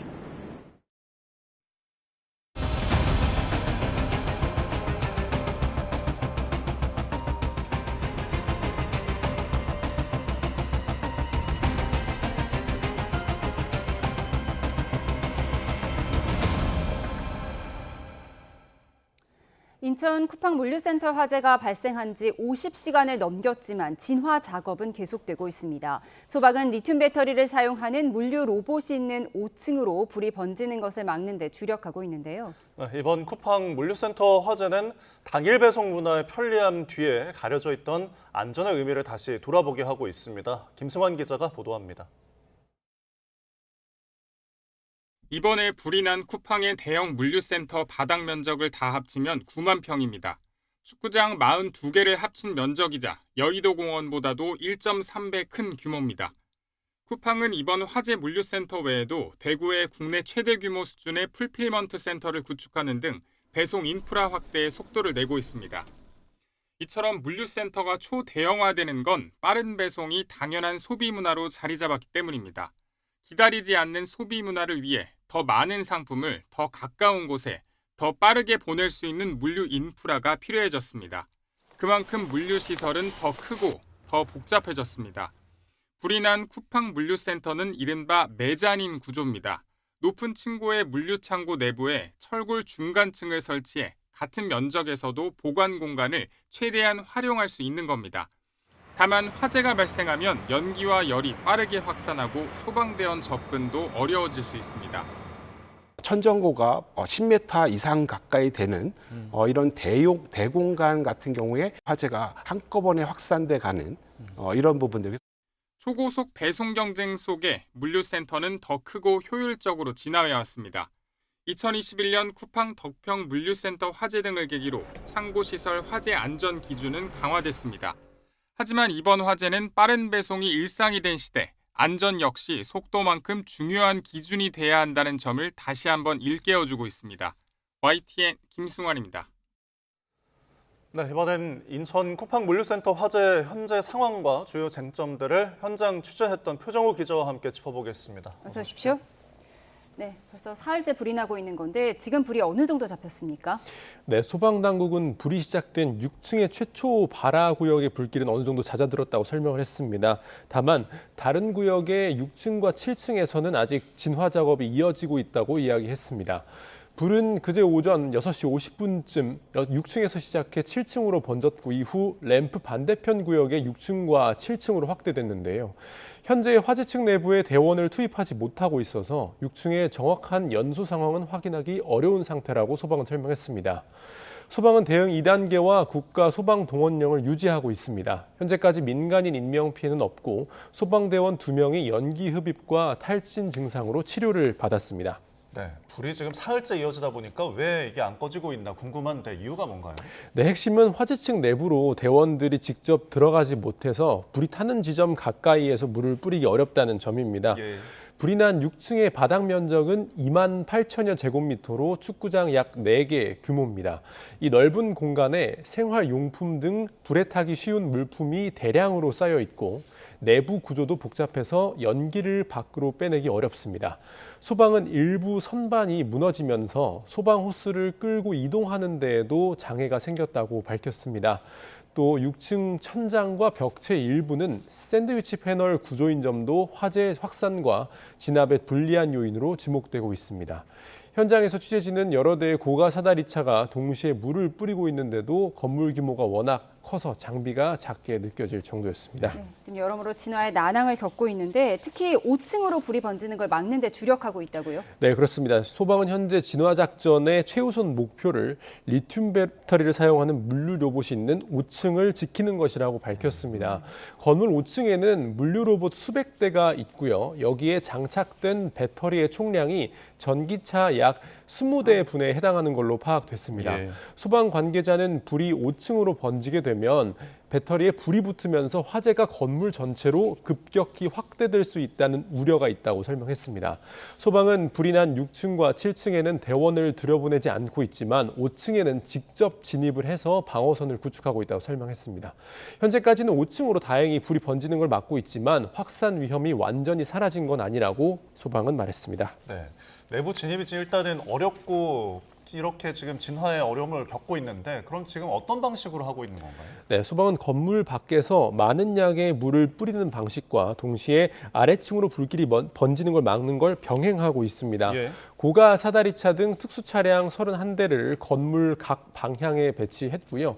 열화상 드론으로 건물 내부의 열이 집중된 구역을 실시간으로 확인해서 장비를 집중하고 있습니다.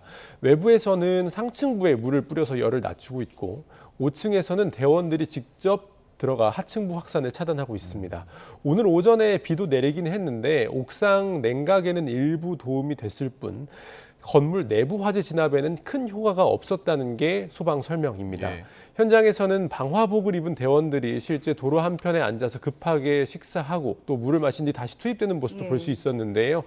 폭염 속에서 무거운 장비를 착용한 채 장시간 작업하는 만큼 대원들의 체력 부담도 상당해 보였습니다. 네, 소방대원들의 안전과 건강도 걱정되는 상황인데 대체 언제쯤 큰 불길을 잡을 수 있을까요?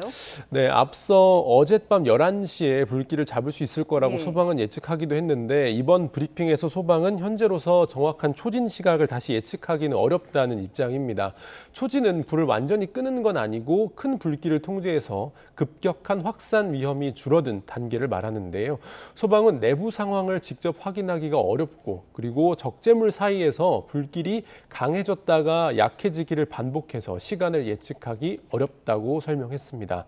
소방은 오늘 밤 상황 판단 회의를 다시 열어서 현장 운영 체계의 변경 여부를 논의할 예정입니다. 다만 이는 오늘 밤 초진을 선언하겠다는 뜻은 아니고요. 대응 단계나 국가 소방 동원령 그리고 투입 장비 등을 조절할지 판단하겠다는 의미라고 밝혔습니다. 네. 근데 화재가 계속되다 보니까 앞서서 붕괴 우려 때문에 대피령이 내려지기도 했는데 지금 건물이 이제 무너질 그 우려는 어느 정도입니까? 네, 조금 전 브리핑에서 현장을 점검한 전문가는 화재로 인한 붕괴 위험성이 이전보다 크게 낮아졌다고 판단을 했습니다. 네, 전체적인 붕괴 위험이 사실상 0에 수렴하고 있다고도 전문가는 말을 했는데요. 불이 난 구역에 가연물과 열원이 상당 부분 이미 소진됐고 또 소방의 냉각 작업도 계속되고 있기 때문이라고 설명했습니다. 하지만 소방은 위험이 완전히 사라졌다고 단정하지 않고 있습니다. 만일의 상황에 대비해서 건물 주요 지점 3곳에 붕괴 경보기를 설치했고요. 구조물에 변형이 생기면 즉시 경보가 울리도록 조치했습니다. 예. 붕괴 위험이 낮아졌다는 건 상당히 다행인데 지금 물류센터 일대 100여 미터 반경의 대피 명령을 내렸었잖아요. 그 근거는 어떤 거죠? 네, 서해구 관계자가 이번 브리핑에서 반경 116m로 네. 설정한 그 근거는 주차 램프가 파손될 경우에 파편이 날아갈 수 있다고 전문가들이 판단한 범위라고 이야기를 했습니다. 서해구는 구조 전문가와 쿠팡 측 전문가 등이 참여한 회의 결과를 토대로 어젯밤 11시 대피 명령을 내렸는데요. 주택 밀집 지역에 내려진 대피 명령은 아니었습니다. 대상 구역에는 식당과 카센터 그리고 소형 제조업체 등 40여 개 업체가 있는 걸로 구청은 파악하고 있습니다. 네, 대피 명령과 별개로도 지금 인근에 있는 주민들의 피해는 계속되고 있는 거죠? 네, 그렇습니다. 연기와 냄새, 호흡 불편을 호소하면서 임시 대피소를 찾는 주민이 점점 늘고 있습니다. 오늘 낮 1시 기준으로는 신현초등학교와 신현북초등학교에 마련된 대피소에 90세대 주민 169명이 머물고 있고요. 두 대피소에는 현재 쉘터 66개가 설치됐습니다. 신현여자중학교에도 예비대피소가 마련은 됐는데요. 아직 입소자는 없는 걸로 파악됐습니다. 현재 물류센터 주변 어린이집 31곳에는 휴원이 권고됐고 이 가운데 14곳이 실제로 문을 닫은 것으로 확인됐습니다. 인천시는 공식 대기 측정에서는 특이사항이 확인되지 않았다고 밝혔지만 현장에서는 매캐한 냄새가 실제로 계속 느껴지기도 했습니다. 저희가 만난 주민들은 검은 분진이 창틀과 차량에 내려앉거나 냄새 때문에 창문을 열기 어렵다고 호소했습니다. 네, 정확한 화재 원인은 계속해서 조사를 해봐야겠지만 우선 스프링클러는 정상적으로 작동된 건가요? 네, 소방이 밝히기를 진화 작업을 할 당시에는 스프링클러가 작동하고 있었다고 밝혔습니다. 스프링클러가 작동했다는 것과 불이 난 직후에 제때 적절한 시점에 작동했다는 또 다른 문제인데요. 소방은 이번 브리핑에서 스프링클러가 화재 초기에 적절한 시점에 작동했는지는 아직 확인되진 않았다고 밝혔습니다. 또 방화 셔터의 이야기도 나왔는데 약 3,000제곱미터 단위로 구역을 나누도록 설치는 되어 있었다고 했습니다. 다만 소방은 장시간 고열에 노출되면 불길과 열을 계속 막을 수는 없다고도 설명을 했습니다. 정확한 발화 지점에 대해서는 그리고 화재 원인에 대해서는 추후 완진 후에 밝혀야 한다고 이야기를 했고요. 소방은 불을 완전히 끈 뒤에 국립소방연구원 그리고 한국전기안전공사 등이 참여하는 합동조사단을 꾸려서 소방시설의 작동 여부와 화재 원인 그리고 피해 규모 등을 조사할 예정입니다. 저희가 이해를 돕기 위해서 2021년 물류센터 화재 당시의 CCTV까지 함께 보여드렸습니다. 네, 정확한 조사는 저희가 추후에 들어오는 내용을 전해드리도록 하겠습니다. 지금까지 표정욱 기자와 함께했습니다. 고맙습니다. 고맙습니다.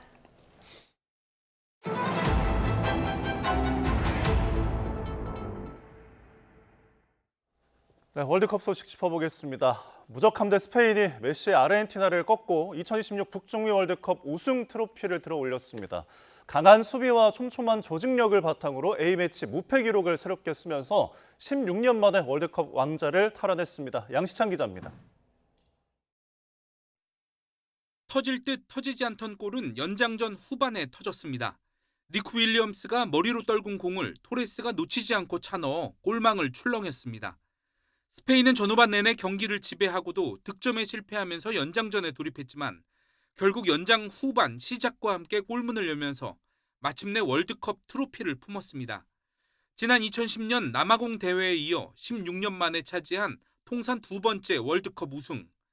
A매치 38경기 무패로 이 부문 최장 기록까지 새로 쓰면서 명실상부 축구 최강자 자리에 다시 이름을 올렸습니다. 조직력이 엄청난 팀이고 시스템 축구의 정점에 서 있는 팀이거든요. 네, 그런 어떤 거미줄처럼 짜여져 있는 수비 조직력에 상대팀이 번번이 걸려들 수밖에 없는 그런 구조를 이번 대회 내내 만들어내고 있습니다. 지난 1962년 브라질에 이어 64년 만에 월드컵 2연패에 도전한 아르헨티나는 우승 문턱에서 좌절을 맛봤습니다. 이른바 스페인의 질식 수비에 막혀 전후반 내내 슈팅을 하나도 기록하지 못하는 굴욕을 당했습니다. 골키퍼 마르티네스의 선방과 끈질긴 수비로 승부를 연장으로 끌고 갔지만 우승을 차지하기엔 역부족이었습니다. 후반 종료 직전 엔소 페르난데스가 경고 누적으로 퇴장당하는 수적 열세까지 떠안으면서 스페인의 파상 공세를 막아내지 못했습니다. 메시는 연장전 후반 위협적인 크로스로 만회를 노렸지만 결국 공격 포인트를 기록하지 못한 채 자신의 사실상 마지막 월드컵 무대를 아쉽게 마무리했습니다. 대회 MVP인 골든볼은 스페인의 주장 로드리에게 돌아갔고 득점왕에게 주는 골든부츠는 10골에 도움 4개를 올린 프랑스 음바페가 2대회 연속 차지했습니다. YTN 양시창입니다. 네, 이렇게 스페인의 우승으로 끝난 월드컵 결승전에서도 트럼프 미국 대통령은 강렬한 씬스틸러였습니다. 경기 시작 전 등장부터 이목을 집중시키더니 우승컵을 들어 올리는 무대에서도 주인공을 자처해 입방아에 올랐습니다. 권종기 기자입니다. 월드컵 결승전 직전 헬기 세대가 경기장 위를 가로지릅니다. 트럼프 대통령이 탄 마린 1과 호위 헬기입니다. 스페인과 아르헨티나의 승부를 방탄유리 뒤에서 지켜본 트럼프 대통령. 뉴욕타임스는 트럼프가 전광판에 등장할 때마다 야유가 쏟아졌다고 보도했습니다. 트럼프 대통령은 광의비 문제로 노골적인 비판을 퍼붓던 스페인이 아닌 메시의 아르헨티나 우승을 점쳤지만 결과는 반대로 끝났습니다. 스페인 선수들에게 우승 트로피를 전달한 뒤에도 무대를 떠나지 않자 눈치를 주는 인판티노 피파 회장. 하지만 첫 사진 촬영이 끝날 때까지 시상대 오른편을 지켰습니다. 미국 온라인 게시판에는 선수들이 주인공이어야 할 순간을 트럼프가 방해했다. 노환으로 상황 판단력이 떨어지는 것 같다는 등의 글이 쏟아졌습니다. 이런 비판을 아는지 모르는지 트럼프 대통령은 모든 월드컵 기록을 갈아치웠다며 흡족해했습니다. It was 4 times greater than any FIFA ever held, and it's probably about 5 times actually, they're telling me today. So we're very proud of our country. 현지 언론들은 미국 선수의 레드카드 퇴장을 압박 전화로 번복시켰던 트럼프의 갑질을 이번 월드컵 최악의 순간으로 꼽았습니다. YTN 권준기입니다. 트럼프 미 대통령이 2026 북중미 월드컵 결승전에서 마크 카니 캐나다 총리에게 캐나다 산불 연기로 인한 피해 배상을 거듭 요구했습니다. 트럼프 대통령은 마크 총리와 만나 캐나다의 산불이 미국의 공기를 오염시키는 일을 막아야 한다고 말했다고 밝혔습니다. 그러면서 미국이 도울 수 있다면 도와줄 것이라면서도 다만 미국에 손해배상금을 지불하거나 미국이 추가로 관세를 부과해야 할지도 모른다고 지적했습니다. 월드컵 결승에서 우승을 놓친 아르헨티나, 패배도 아쉬웠지만 경기장 안팎에서 보여준 모습이 큰 비판을 받고 있습니다. 화면으로 함께 보시죠. 경기 종료 휘슬 뒤 승리를 자축하던 스페인 선수와 아르헨티나 선수가 충돌합니다. 한 선수는 상대의 얼굴과 목을 밀치는 것도 모자라 주먹까지 휘두르는데요. 이 메시가 상대 선수들과 충돌할 때마다 방패 역할을 해 메시의 호위무사로 불린 파데레스입니다. 이 경기는 이미 끝났지만 파레데스는 결국 레드카드 처분을 받았고 아르헨티나는 역대 월드컵 결승전에서 퇴장당한 선수 7명 가운데 무려 4명을 배출하는 불명예를 안게 됐습니다. 눈살을 찌푸리게 한 건 선수들만이 아니었습니다. 결승전 직후 뉴욕 거리의 모습을 보고 계시는데요. 아르헨티나 응원단이 빠져나간 자리에 쓰레기만 수북하게 남았습니다. 온라인상에선 아르헨티나가 경기도 지고 매너도 졌다는 지적이 이어졌습니다. 네, 이번 대회는 메시의 마지막 월드컵이었죠. 39살의 나이에도 8골로 득점 2위에 오르는 등 축구의 신다운 존재감을 보였지만 메시의 마지막 무대는 두 번째 우승 불발보다 더 씁쓸한 팀의 추태로 막을 내리게 됐습니다. 이번 북중미 월드컵 결승전을 달군 주인공 중 하나는 붉은색 옷을 입고 공연을 펼친 BTS였습니다. 도시별 개막 행사부터 결승전 하프타임 쇼까지 이번 월드컵의 처음과 끝을 K-팝이 장식했습니다. 송재인 기자입니다. 스페인과 아르헨티나의 월드컵 결승전이 펼쳐진 미국 뉴욕 뉴저지 스타디움. 월드컵 역사상 처음 도입된 결승전 하프타임 쇼의 주인공으로 그룹 BTS가 세계적 팝스타들과 함께 나섰습니다. 마돈나에 이어 뜨거운 환호 속에 단체로 붉은 옷을 입고 등장한 BTS. 빌보드 정상에 오른 히트곡 다이너마이트를 축구 관련 단어를 넣어 개사해 선보였습니다. 이번 공연을 통해 음악과 스포츠가 하나 되는 소중한 경험을 했고 또 모든 순간이 영광이었습니다. 빈곤 종식을 목표로 국제적 운동을 펼치는 단체가 제작을 맡은 쇼라는 점도 의미가 남달랐습니다. BTS가 코로나19 시기 전 세계에 희망과 위로를 전했던 노래를 선택한 이유입니다. 저희 무대가 전 세계 소외 지역 어린이들의 교육과 스포츠 기회 확대를 위한 작은 힘이 되었기를 진심으로 바라겠습니다.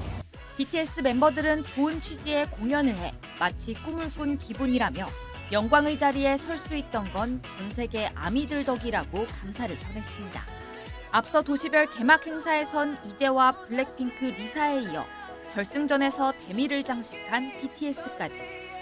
한국의 음악인들은 이번 월드컵의 처음과 끝을 장식하며 달라진 위상을 또 한 번 입증했습니다.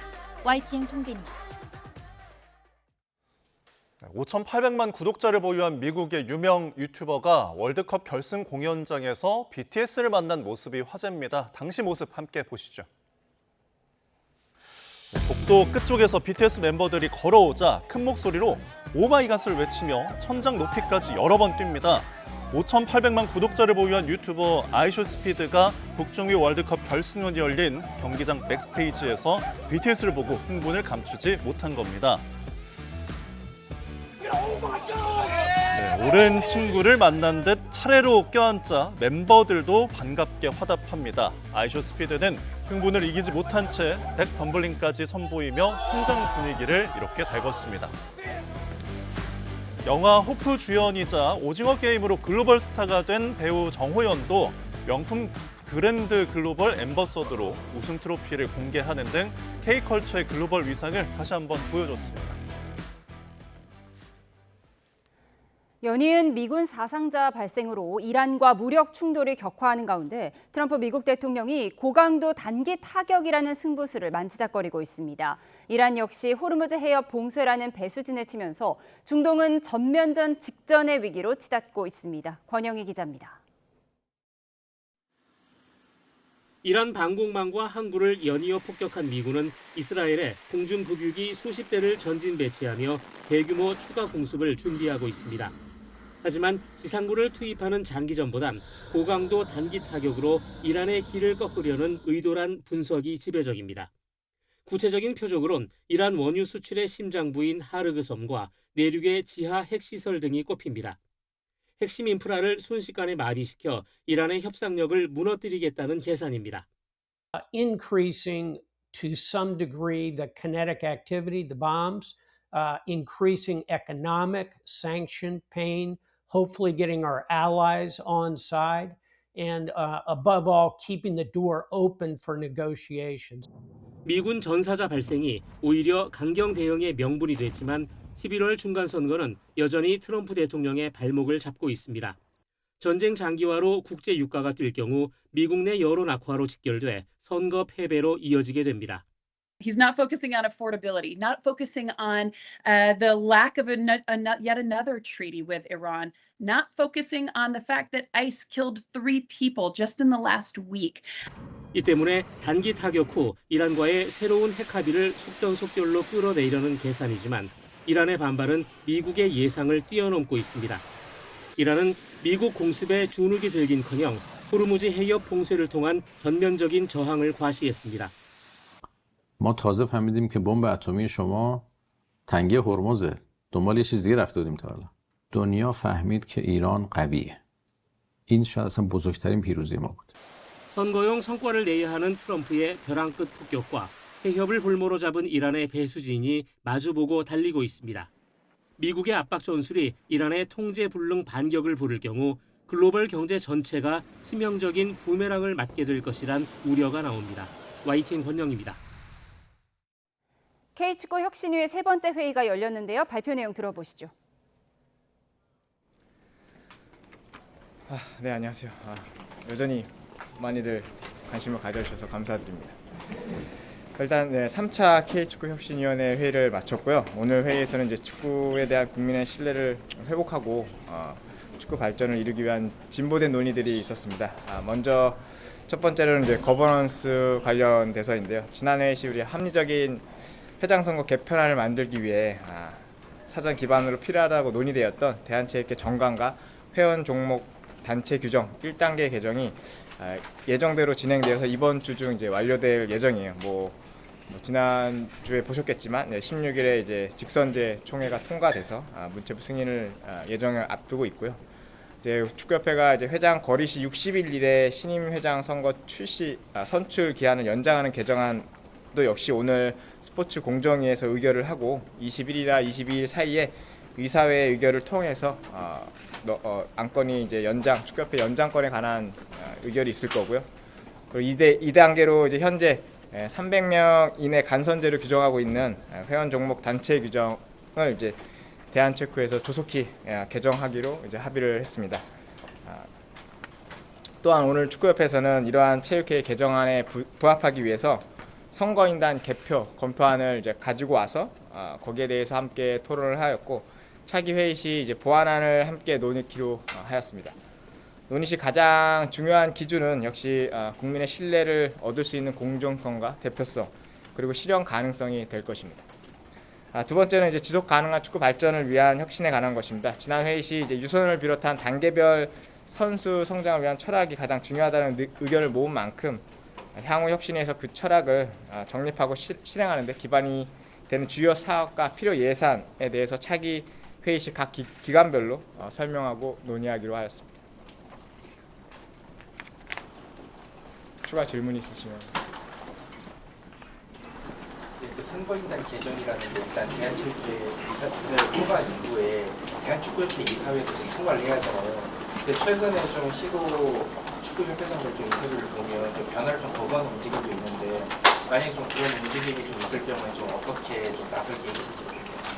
뭐 이제 그런 부분에 있어서 이제 대한체육회 이제 회원단체 규정의 개정이 있고 그 개정에 따라서 협회도 따라가야 되는 만큼 그런 부분에서 뭐 물론 반발이 있을 거라는 건 충분히 예상 가능하지만 그런 부분에서 크게 난간에 봉착돼서 이 개편안이 뭐 다시 원상태로 돌아갈 일은 없을 것 같다고 생각이 듭니다. 지난주에 네, 박지성 위원장의 발표 내용 듣고 오셨습니다. 내용 간략히 정리해드리도록 하겠습니다. 회장 선출 관련한 간선제 규정을 조속히 개정하기로 합의했다. 축구협회 신임 회장 선출 기한 연장안도 의결할 예정이라고 밝혔습니다. 네, 간선제 단체 규정의 개정에 대한 내용들이 좀 줄을 잃었고요. 질의응답을 하나 듣고 오셨는데 유소년 시스템에 대한 부분이었습니다. 유소년 등 단계별 선수의 성장 사업도 함께 논의할 것이다라는 내용도 밝혔는데요. 현재도 질의응답이 이어지고 있습니다. 자세한 내용은 더 들어오는 대로 이어진 뉴스에서 전해드리겠습니다. 아파트 윗집 주민을 흉기로 무참히 살해한 양민준에게 1심 법원이 징역 25년을 선고했습니다. 피고인은 우발적 범행을 주장했지만 재판부는 미리 흉기를 준비해 저지른 계획적 범행으로 판단했습니다. 이상곤 기자입니다. 지난해 12월 충남 천안에 있는 아파트에서 공사 소음이 시끄럽다며 70대 윗집 주민을 흉기로 살해한 48살 양민준. 당시 피해자는 아파트 관리사무소로 몸을 피했지만 양 씨는 차로 관리사무소 문을 부순 뒤 다시 흉기를 휘둘렀습니다. 재판 과정에서 양 씨는 피해자를 살해할 의도가 없는 우발적 범행이었다고 주장했습니다.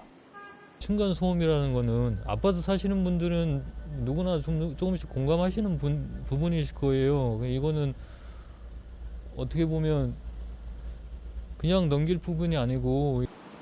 그러나 대전지방법원 천안지원은 살인과 특수재물 손괴죄로 양민준에게 징역 25년을 선고하고 위치 추적 전자장치 부착 10년을 명령했습니다.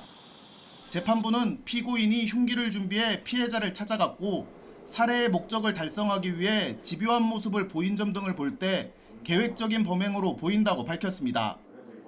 그러면서 고령의 피해자를 잔혹한 방법으로 살해했고 죄질도 극히 불량해 장기간 사회로부터 격리하는 중형 선고가 불가피하다고 설명했습니다.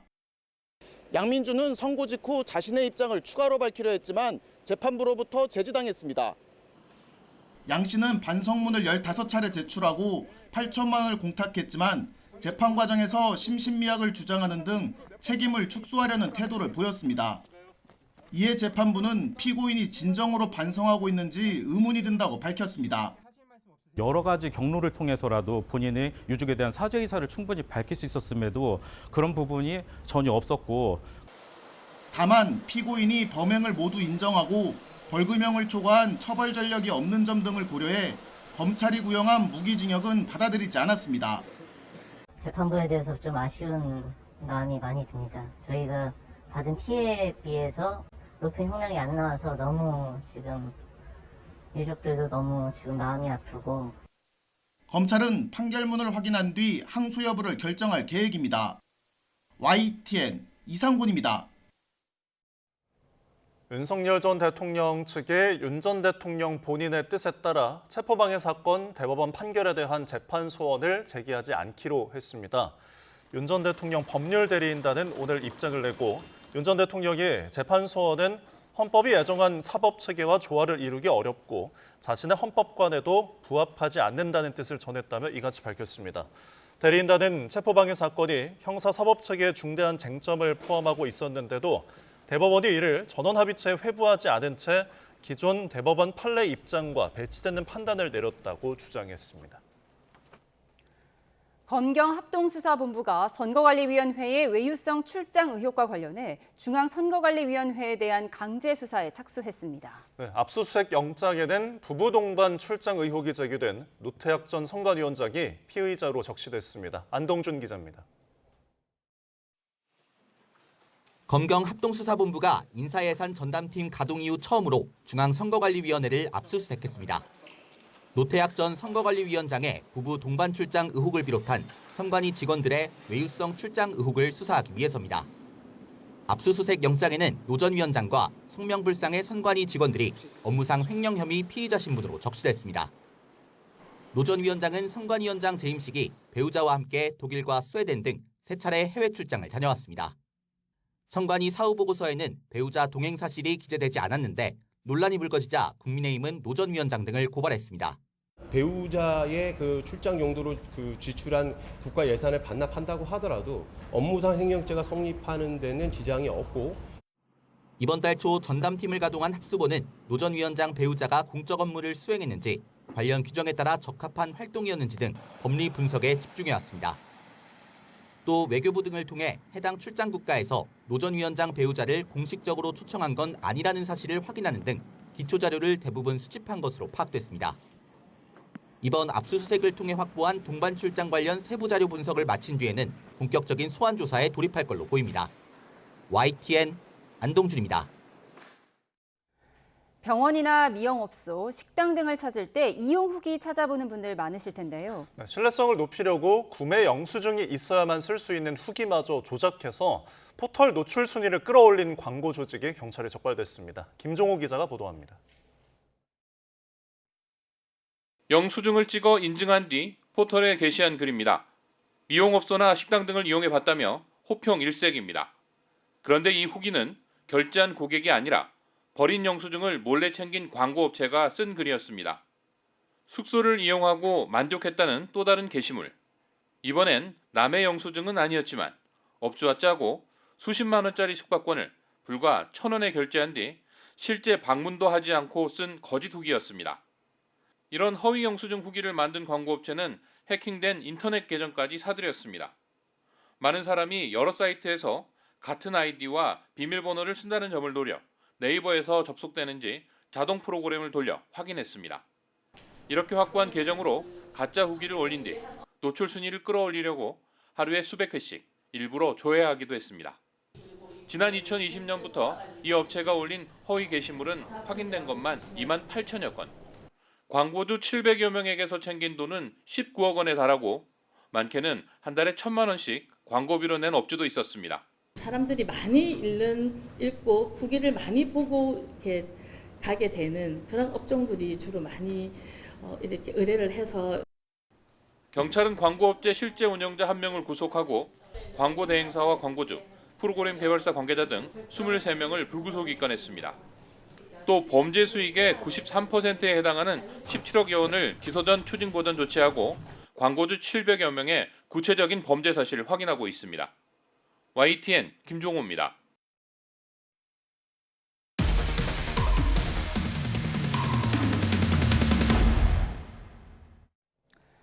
시청자들로부터 후원금을 받는 만큼 때리고 맞는 방송, 이른바 맞방이 인터넷 방송 플랫폼에서 활개를 치고 있습니다. 폭력성과 가학성을 부추기는 인터넷 방송이 여과 없이 생중계되는 가운데 실효적인 대책 마련이 필요하다는 지적도 나옵니다. 윤혜리 기자입니다.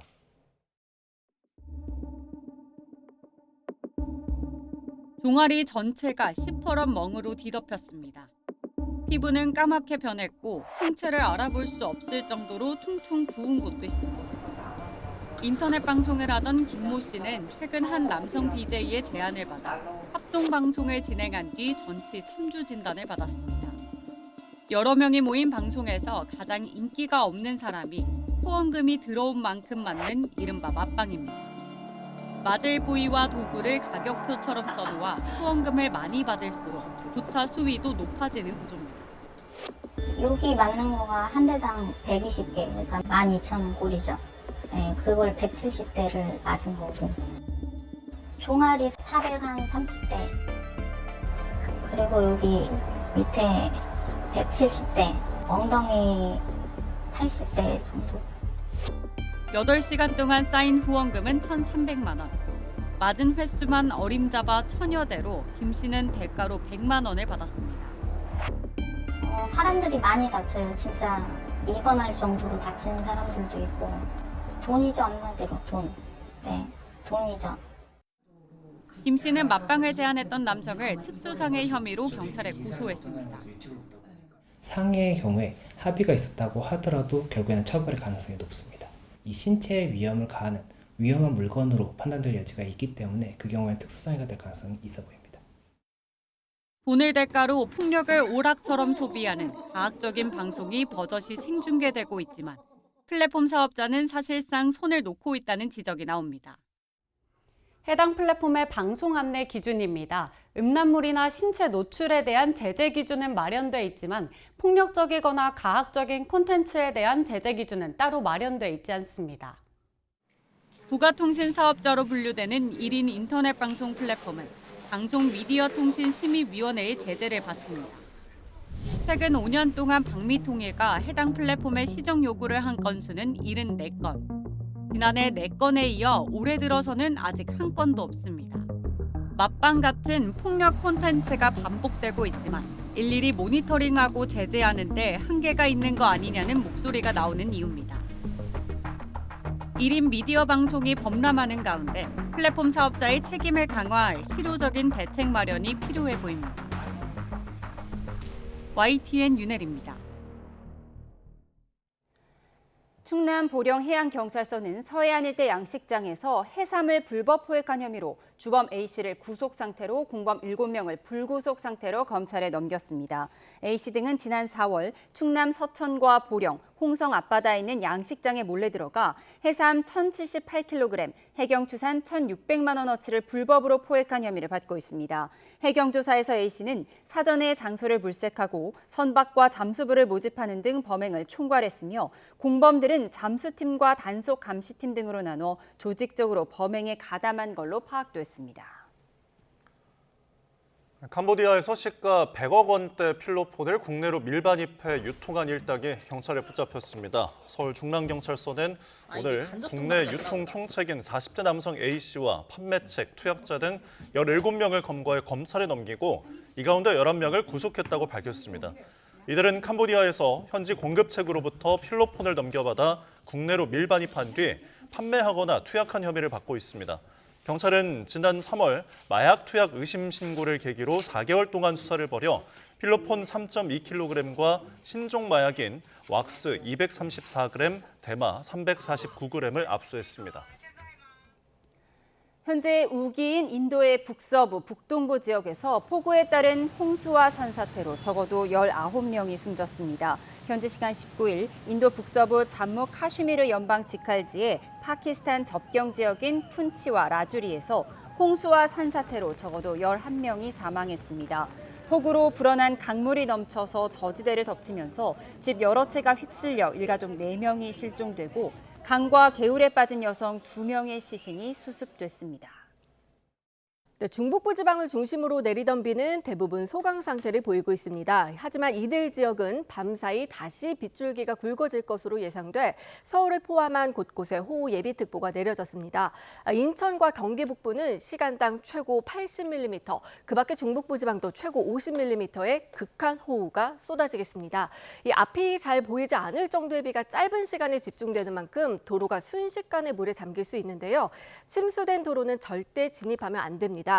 만약 차량이 물에 잠기기 시작하면 즉시 빠져나와 감전 위험이 있는 시설물은 피하고 주변보다 높은 곳으로 이동하시기 바랍니다. 내일까지 예상되는 비의 양은 중북부 많은 곳에 최고 150mm 이상, 충청에도 최고 100mm 이상, 또 남부지방에는 5에서 60mm가 되겠습니다. 다만 남부지방은 비가 소강 상태를 보이는 곳이 많겠고 더위가 문제인데요. 오늘 밤 사이에도 열대야가 나타나는 곳이 많겠습니다. 특히 낮에는 경북지방을 중심으로는 폭염특보 속에 35도 안팎까지 치솟겠습니다. 이번 주 내내 정체전선이 남북을 오르내리며 영향을 줄 것으로 전망됩니다. 날씨 정보였습니다. 네, 이상으로 월요일에 보내드린 뉴스온 마치겠습니다. 함께해 주신 여러분 고맙습니다.